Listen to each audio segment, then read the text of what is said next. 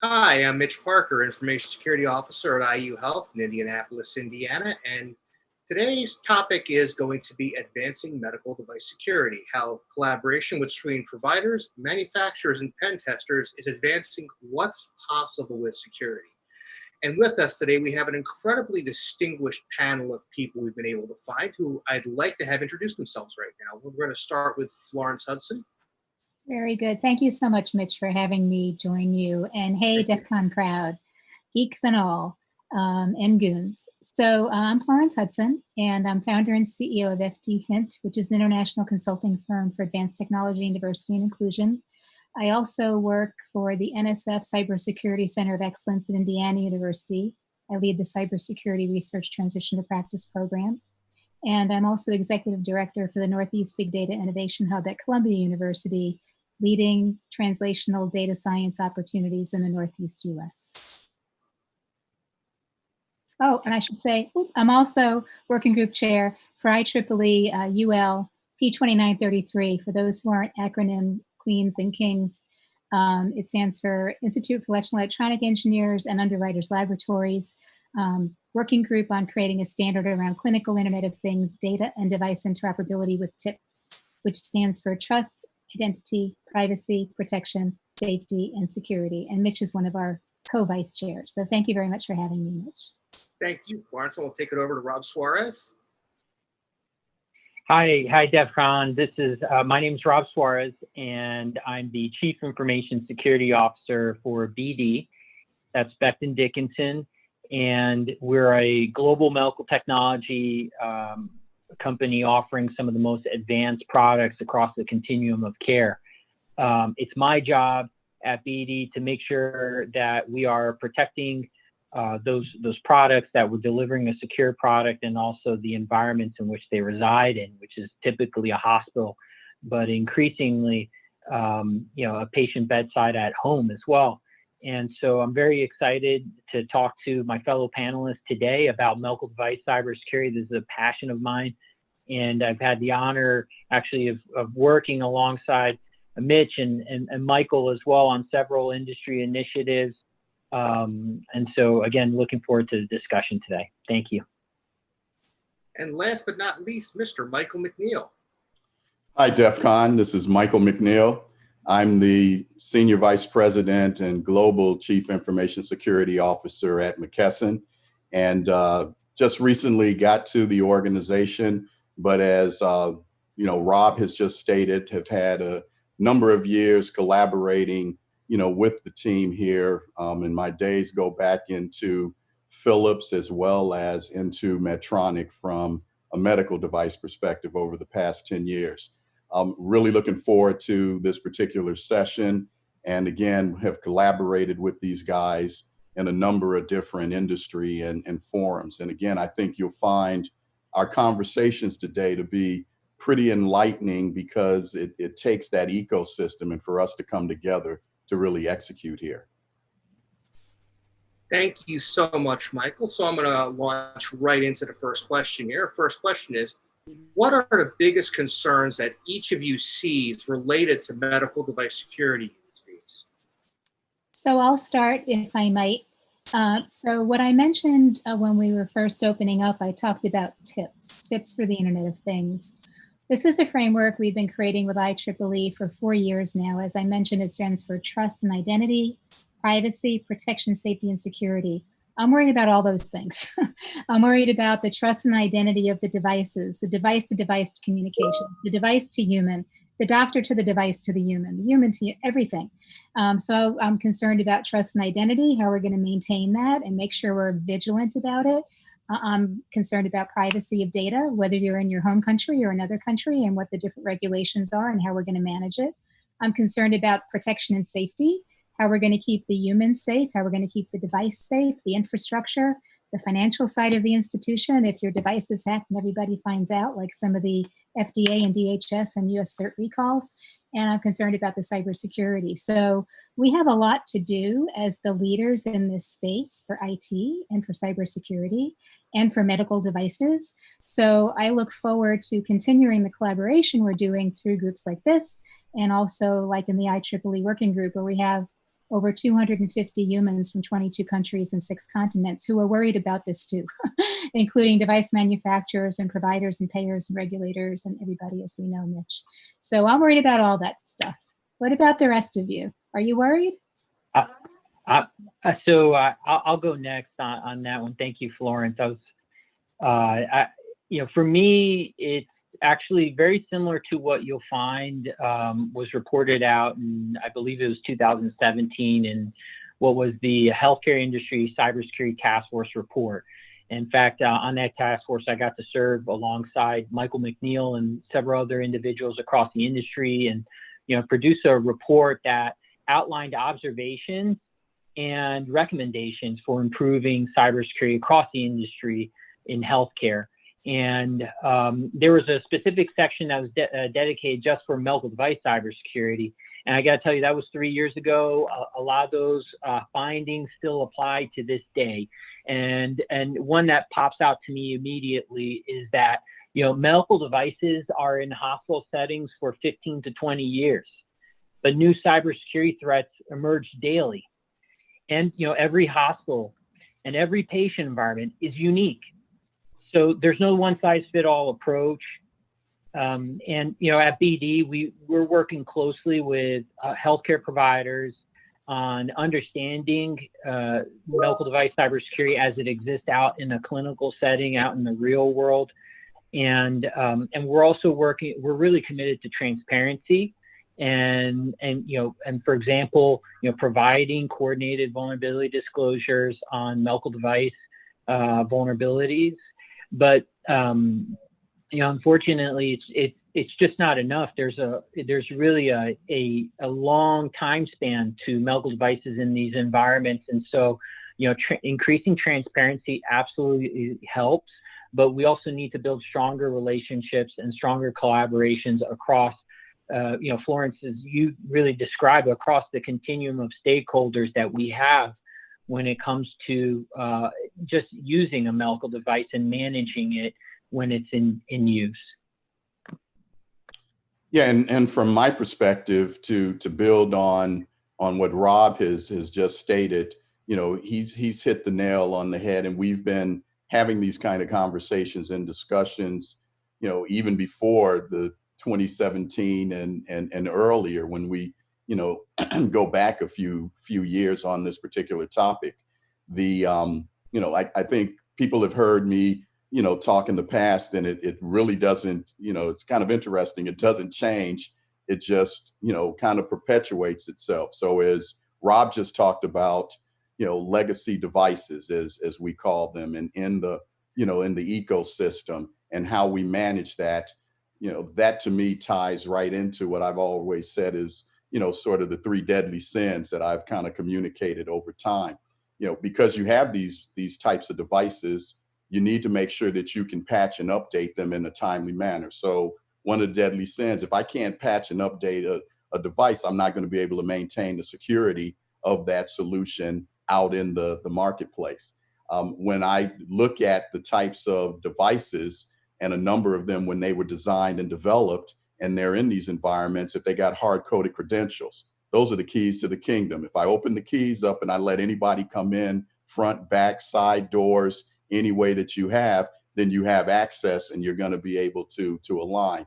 And then for us, when it comes to the type of information, again, as I would say that Florence had talked about in terms of thinking of the type of data and the type of, the information that needs to be held secure, if you don't do encryption and de-identify and make sure that that's not available to cause the kinds of harm, to individuals, to the solution itself, you get to those deadly sins. So the sins are there, and, we're doing a much better job, I believe, in having an awareness around the design and how we need to build that into our solution set.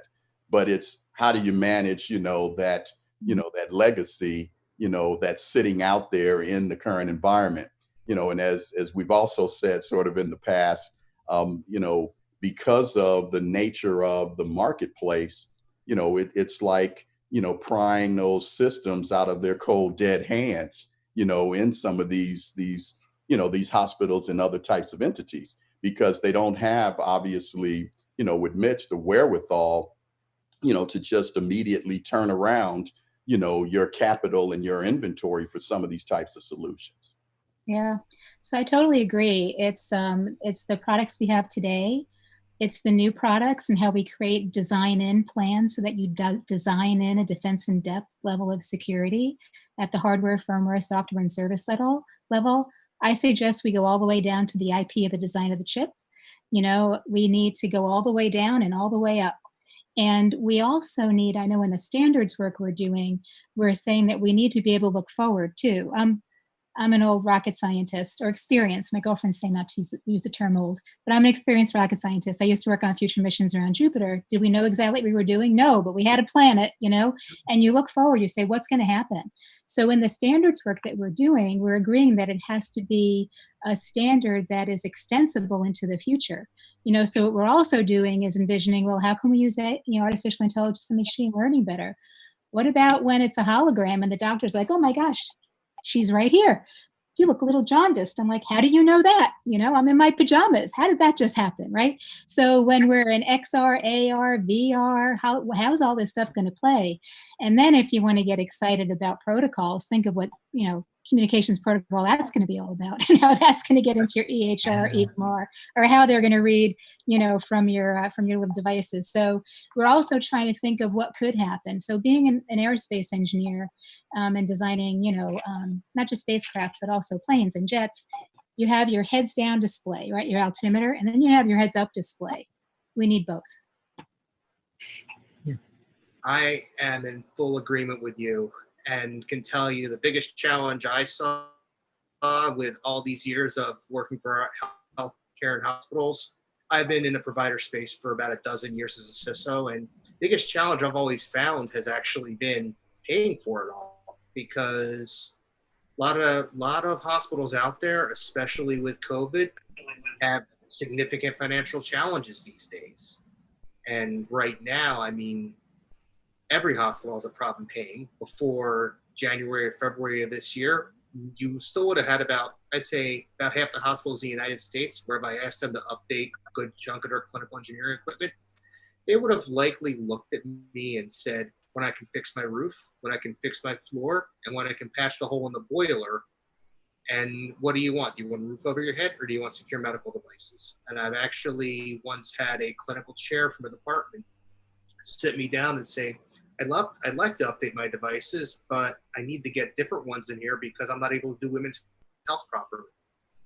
And to me, that put a lot of items in perspective. And I've always worked with my customers to make sure that we can get them on at least a good path to where they need to be, using minimal cost solutions, because, to be very blunt, it's 15 to 20 years also, because that's all they have money for.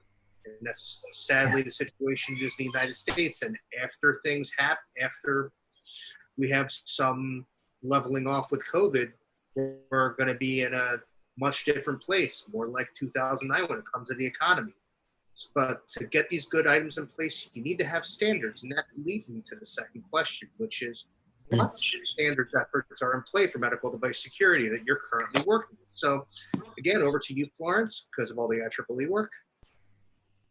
Absolutely, and I have to apologize. I have a robocaller who won't give up, so you're going to hear my phone in the background.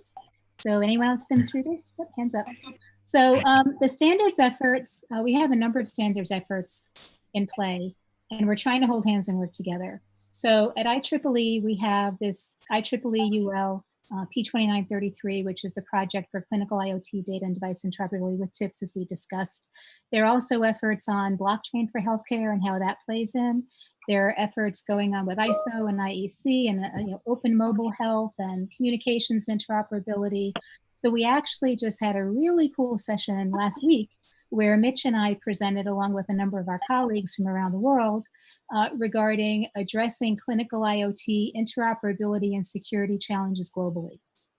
And so one of our colleagues representing Underwriters Laboratories, after we each spoke about P2933, this clinical IoT thing, and then open mobile health and a few other things, he got up and said, okay, here's one page with like all this stuff on it. We have a pyramid here, we have a triangle, and we have all these other pieces. we have to figure out how we're going to work together. So if any of you out there are interested in getting involved in this, we're actually hoping to have a longitudinal plan here.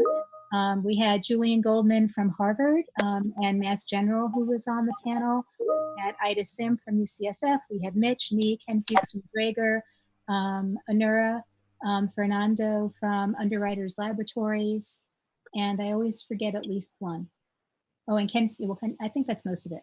And so we're all going to be getting together again in the fall, and we're interested in anybody else who wants to join us. So Mitch, I don't know if we're giving out our email addresses or how you want to do that, but you know, we can decide. We'll find a way to make the P2933 web page completely accessible and get information over there. Okay. Get it out to people.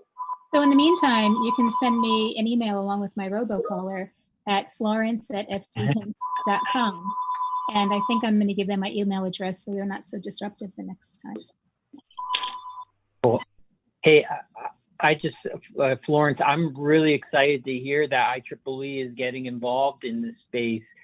And, you know, it's exciting to hear that there's not enough that we can do actually to really formalize the process of medical device cybersecurity across the life cycle of these technologies. I would like to also recognize, you know, a lot of the work that the FDA has done in producing cybersecurity guidance documents over the last, oh my gosh, you know, many years. And so, you know, whether it's pre-market requirements for submissions in cybersecurity, or it's post-market surveillance, right? And knowing how to do coordinated vulnerability disclosures, those guidance documents are very helpful. Also very relevant today, you know, is cybersecurity for off-the-shelf software components. Again, you know, FDA has some good guidance documents on a good guidance document on that. Recently, and, you know, they've taken a very collaborative approach to cybersecurity and engaging very different stakeholders. And a great example of that is, you know, FDA has engaged NTIA on creating a software bill of materials, a standard and a set of deliverables around that as well. And it's all around how manufacturers can be more ready to identify vulnerabilities in third-party components, and then extending that capability out to hospitals, you know, who have this technology in an operational environment. And you know, the last thing last two things here I'll mention is International Medical Device Regulators Forum.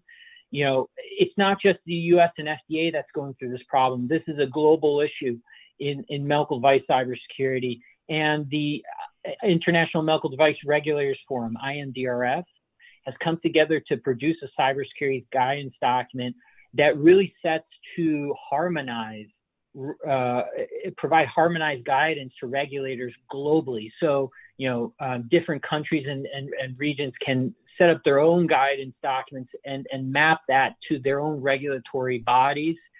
And the last one here I'll mention, I have to mention it because, boy, it was a lot of work, but the Healthcare Sector Coordinating Council, and, you know, Michael also, and Mitch, you know, were contributors to this effort as well, produced what's called the Joint Security Plan, the MedTech Joint Security Plan, otherwise referred to as the JSP.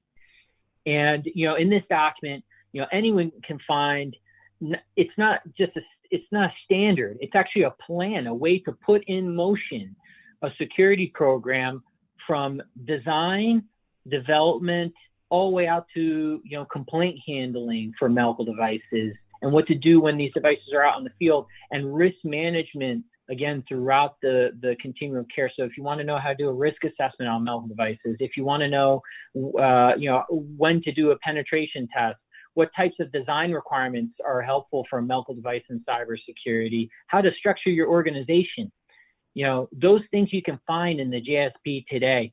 And working with NDIC, we're also developing an effort to actually benchmark against those different capabilities. So that way, if you're a small medical device manufacturer or a large one, you want to know where to go next and how to build out your program and what's good enough. And so this benchmarking initiative with MDIC will help us create that set of metrics and again, the benchmark itself, so that we can share it openly across our industry stakeholders and collectively improve our programs, be able to speak to our executive leadership too as well, that have to pay and commit to this investment in medical device cybersecurity. That sounds really cool. Do they have guidance for manufacturers as well as providers? So Healthcare Sector Coordinating Council also has guidance for healthcare providers too. It's called HICCUP, HICP. And then you have the Joint Security Plan, which is focused on medical devices and healthcare IT solutions. And so, yes, they have guidance for both sets of stakeholders.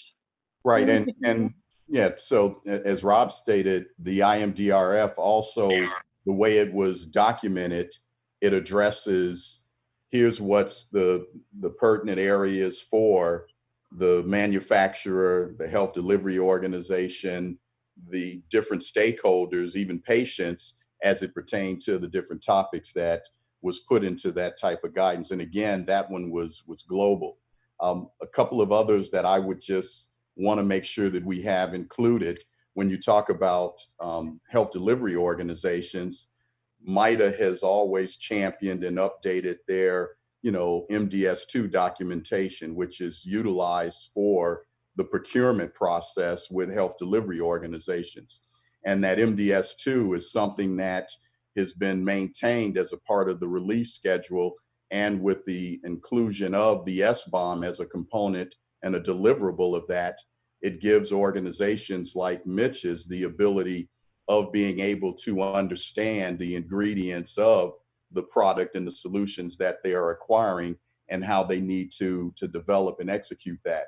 And then, as Rob said, the AMI organization has taken on the ability of taking a look at some of those, pre-market and post-market type of guidance documentation.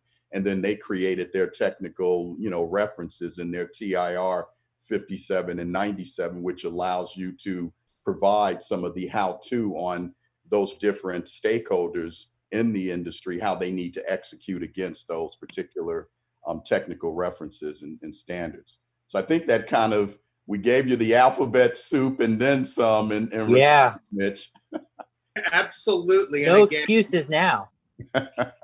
Yeah, I can tell you that 2019 MDS2 form, thank you very much for that, Michael. That's been incredible in our organization. We've actually started using that a lot. The first vendor that actually gave us one was Philips. So very happy that I'll take the old pats on the back for that. We're starting to get those in from our vendors, and they've been helping us out with a lot of purposes. So brings us to my next question here is, what are the most difficult medical device security issues to solve? I want to throw a real ringer in there.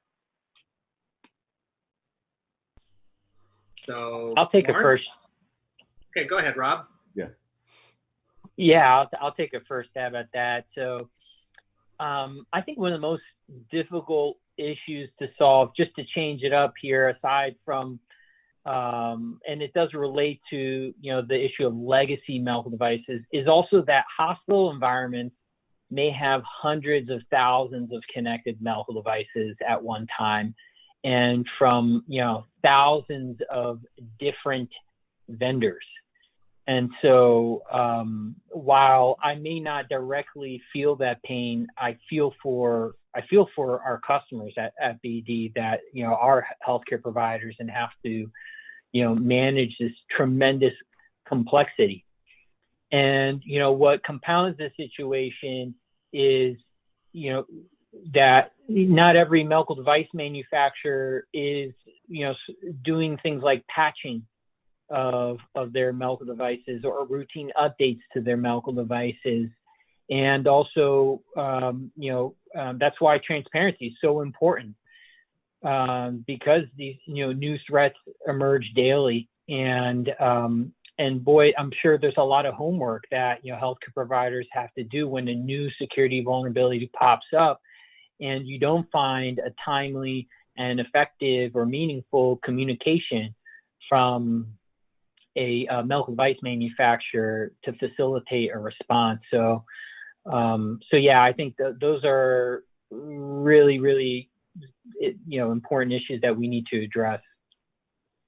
One of the things I would add on where Rob is at, and again, I do agree that the level of connectivity and the complexity of the type of solutions is definitely, a critical one. But let me be a little bit more provocative and throw something else out there. I think when you look at potentially, and again, and this gets back to, again, I think where Florence was at when we talk about taking it down to the chip level, when I think when I look at the greed that exists in society around, the revenue that either wants to be made or maintained, on devices, and then what that would be from your brand and an impression.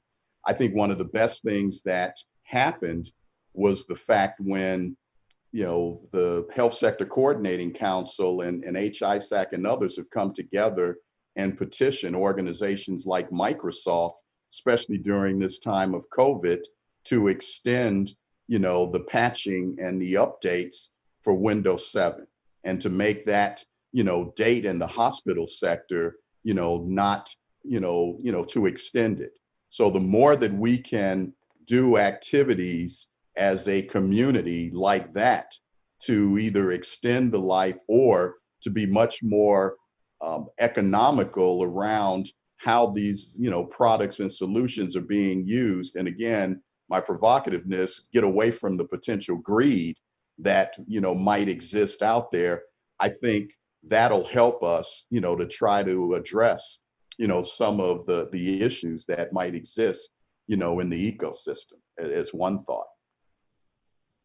Say, Florence, you got something? So, yeah, greed and jealousy are motivators, that we can use in business to get people to do things. And so there's always it's the human condition, I think. So if we could figure out how to leverage that, I think that would be good.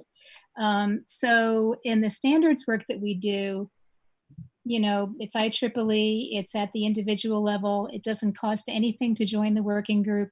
And what I tell people is, this will be like a take-home test if you get involved now, because you can help define it, and then you could be the first ones to have it. And you could be at the leading edge. When, I was at Yale New Haven a couple of years ago talking about this TIPS framework, and very bright as they are, the chief information and chief medical officers looked at me and said, so do you have a TIPS maturity model that you could hand us today that we could use tomorrow to look at all these hundreds of thousands of devices in our hospital and on our patients? I'm like, whoa, I wish the answer to that was yes, but it's going to take a village, right? The biohacking village, look where we are. How handy is this?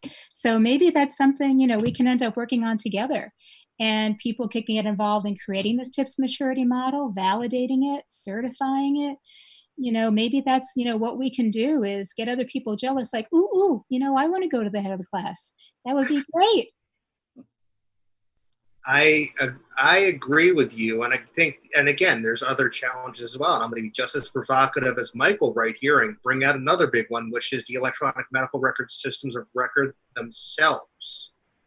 So we have to make sure that these systems of record that we eventually store all this information in, we have to make sure we keep them as updated and up to date and able to support these devices just as much as the devices themselves. There was actually an interesting paper I read from the late Michael Sino and some other people that had put together the cost model for electronic medical record system implementation at a health system in New Jersey they were at. And what it came down to is that 25% of the cost was the EMR, 75% was the cost of the ancillary devices themselves. So I think we could stand to make sure that we have a good budgeting model, that we make sure that we understand what devices work, what version of an EMR, and be able to cost it all out. And we can solve that challenge with simply doing a lot of good financial work and making sure also that the system of record, aka the EMR, also stays updated. Easier said than done. So talking about other challenges for the future leads to question number 4, which is how do you solve the challenges today with an anticipatory eye on what the next threats may be? On that right here. I'll start off again with Florence. So heads down display, heads up display. What is it you're trying to deal with today? And we'll start with that. And we have to have the guts to look at what we haven't done yet. And we're all talking about standard this, we haven't done with SNOMED and low ink and this and that and Fire and HL7. Oh my God, this stuff is so incredible because people who were brilliant who created it, right?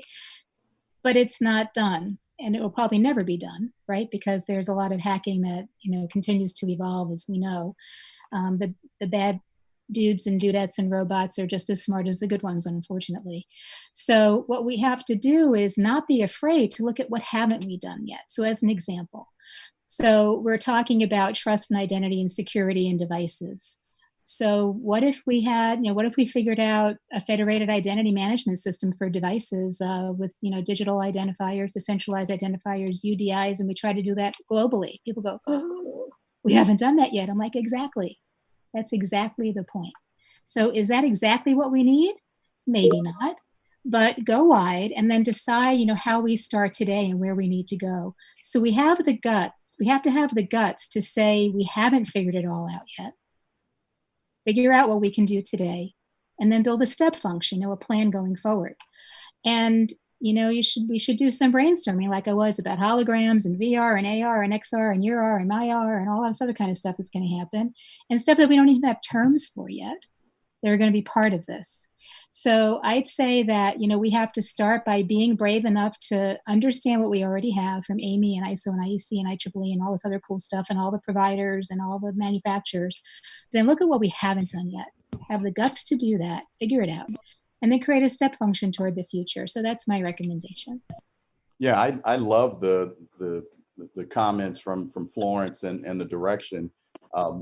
I've built a few homes because of having to relocate. And I always look at what your current environment is as an organization, as a team. And to her point, I want to make sure that foundation is in place. And one of the biggest hurdles is to be able to consistently execute in a number of these organizations, that foundational piece that she described, in terms of making sure that we're doing consistently the activities and efforts that we should have in place right now.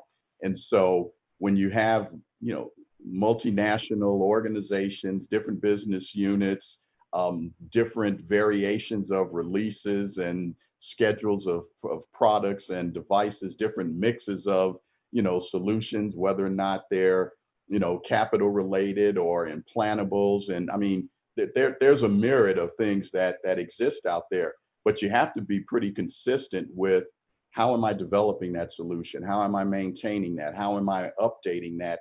How are we interacting and getting the right information at a consistent level, like those MDS2s updated, on that entire product portfolio?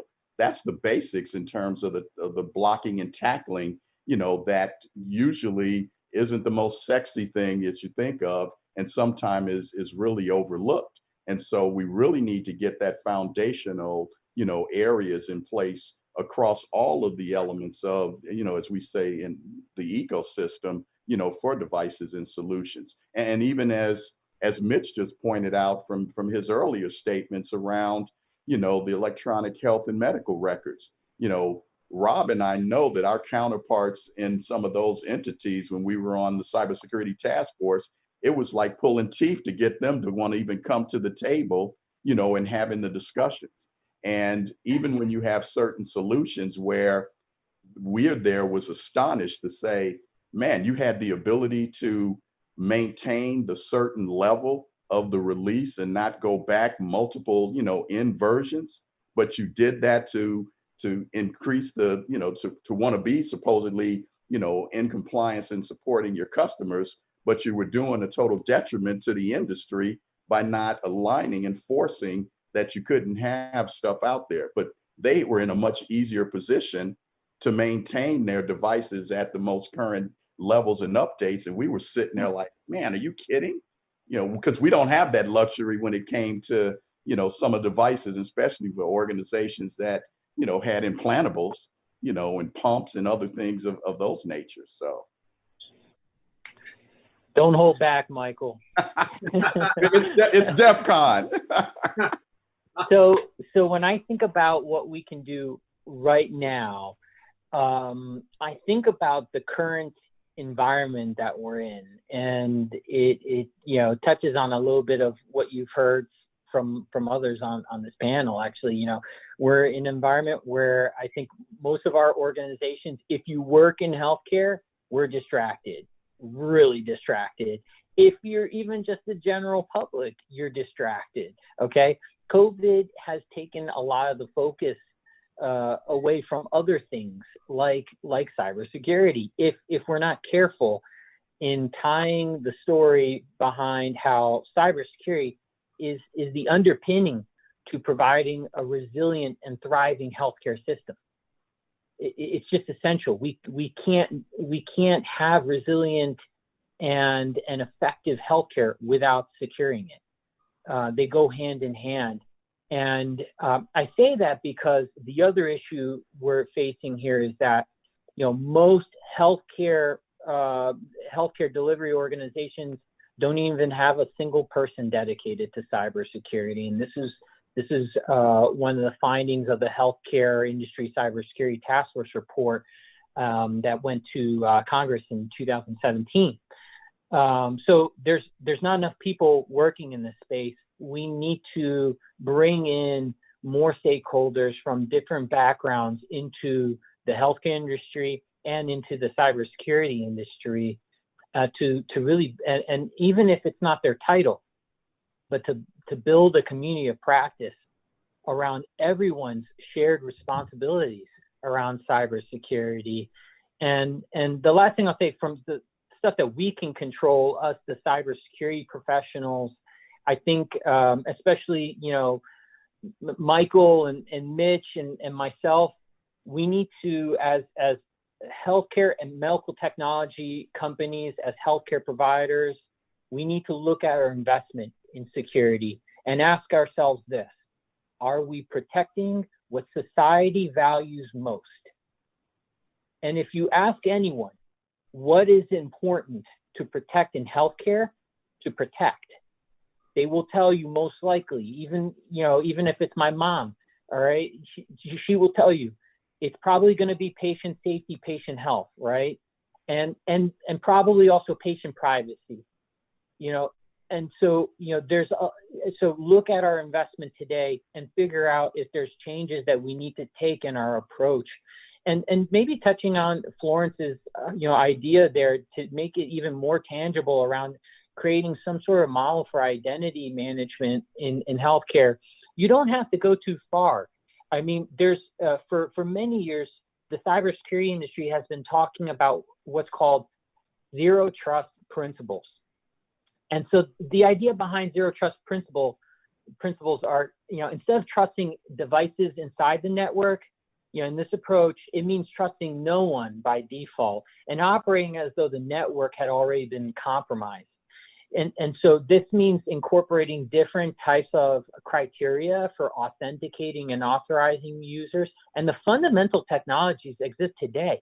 It's just changing your strategy as a cybersecurity professional to focus on the idea that you've already been compromised.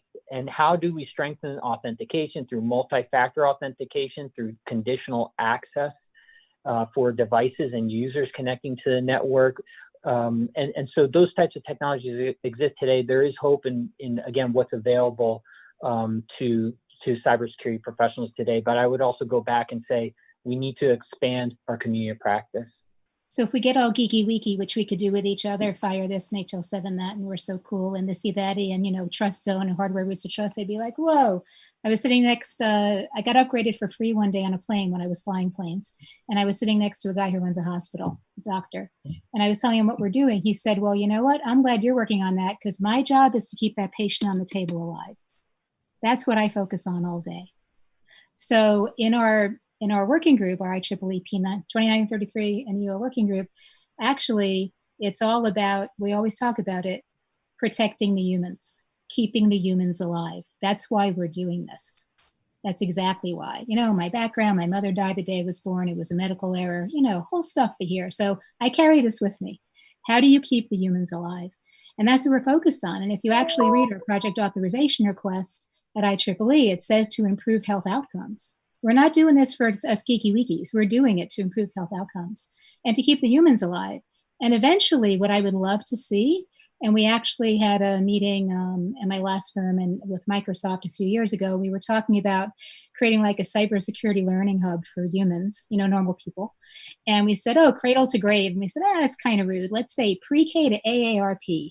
And we're going to teach them what TIPS is. You know, so when I was a little girl, remember, I'm a geek, I was a rocket scientist. So I used to look for the little UL tag on my electric cords. And any of you guys? I did. I always looked for them because that meant safety, right? And so what we want to do is teach them why they should ask for this. So someday, I don't know if it's 2, 3, or 5 years from now, some little 5-year-old is going to be at the doctor and they're going to try to give her an insulin pump. And she's going to say, does that have TIPS? And she doesn't need to know what it stands for. We do. We're the geeks. We need to understand that it's trust and identity and federated identity management. And when the doctor, you know, goes into the little device next to grandma's bed that goes into her implanted pacemaker, you check the credentials of that doctor every single time.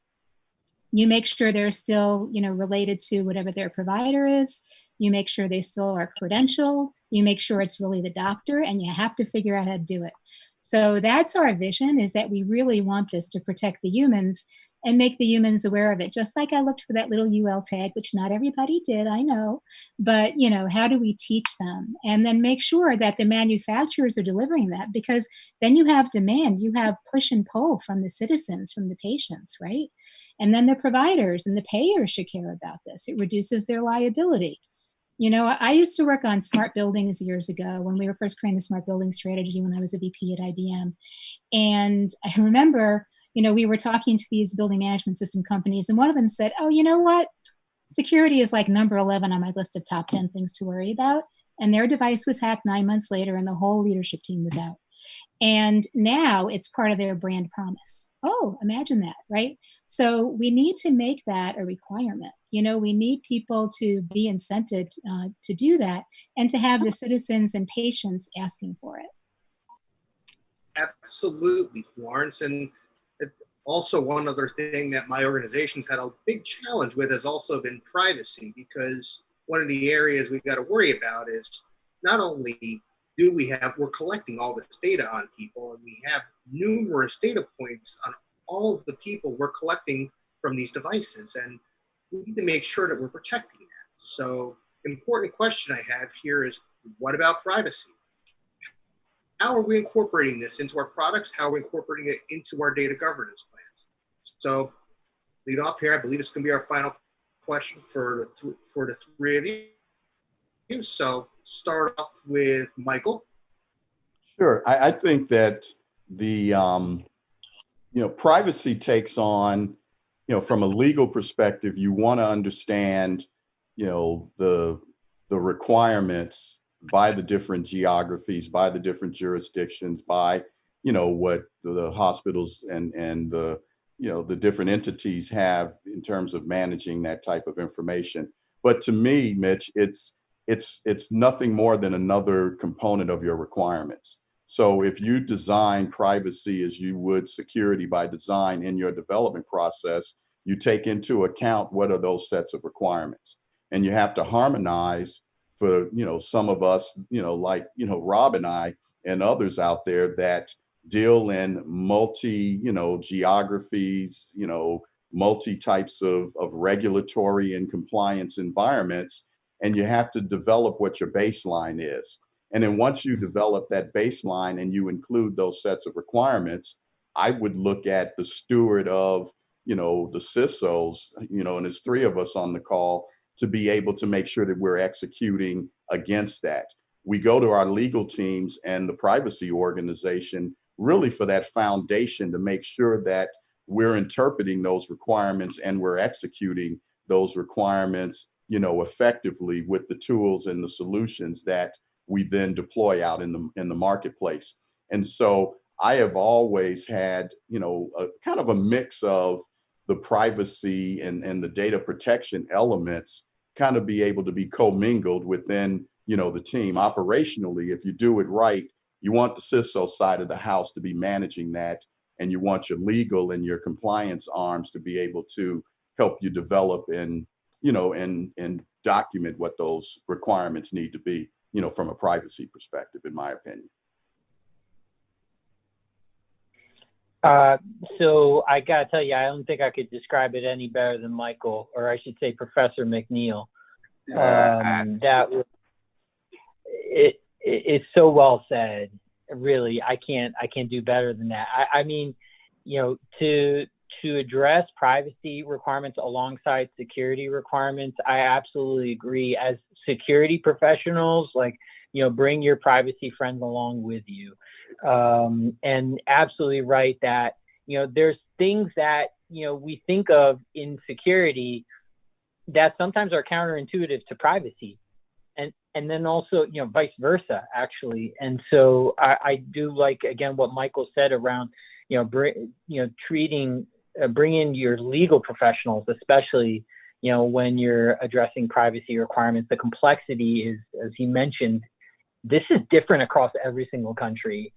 And you do have to, establish as a company a common foundation based off of values and principles. As a company, what do we stand for? What is it that we want to do when it comes to this civil rights issue, of privacy?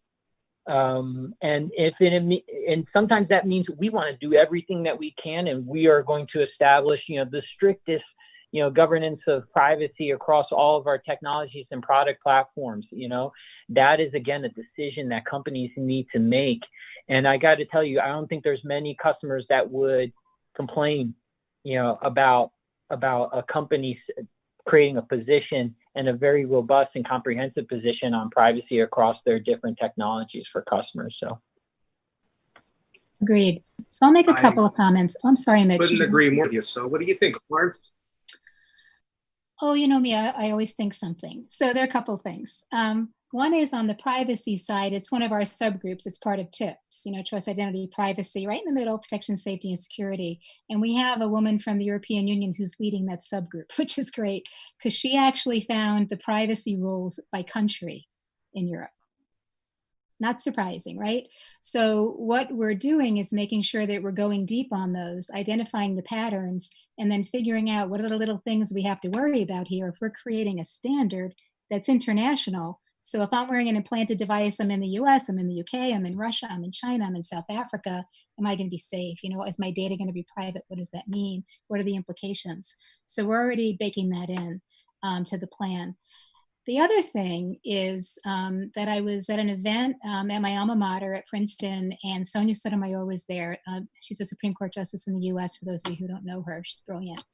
And so I asked her, what do you think about privacy and security and the Internet of Things, all these devices all over the place? I said, I'm working on security. She said, that's good because I'm working on privacy because I don't think the citizens realize the human rights that they're giving up. Very interesting. So she's on it, and she's already written a couple of things on it if you want to look at what she's done.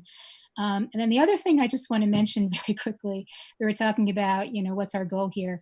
I spoke at an event at an academic medical center conference a few years ago, and then about a year or so ago, a gentleman reached out to me and said, oh, I wrote a book, and I found your presentation, and I referred to you in my book. I was like, oh, I'm so honored. What's the name of your book? The Doctor Will Kill You Now. And he talked about the security and privacy issues. And this guy who lives in his mother's basement and then moves to another state. It's not bad living in your mother's basement. I have that going on too, but moves to another state, fakes a PA license, gets into a doctor's office, gets into the system, actually turns off the power in the hospital. So someone on a vent dies. Then he gets into somebody's personal medical record, changes his blood type, they're given a transfusion and they die. And then his next target is a children's hospital. So if anybody is looking at, so why should I worry about this security and privacy stuff? That's a good book. It's only 15 bucks. And the guy who wrote it is an MD, and he used to lead the IEEE chapter in Rochester, New York years ago. So he's on both sides. He's an electrical engineer, computer scientist, more double E, and then he's also a doctor. So we all have to work on this. This is serious. It's just going to get worse. A lot more things are connected. There are attack surfaces all over the place. We need a defense in depth strategy. And it's for privacy and security and protection and safety.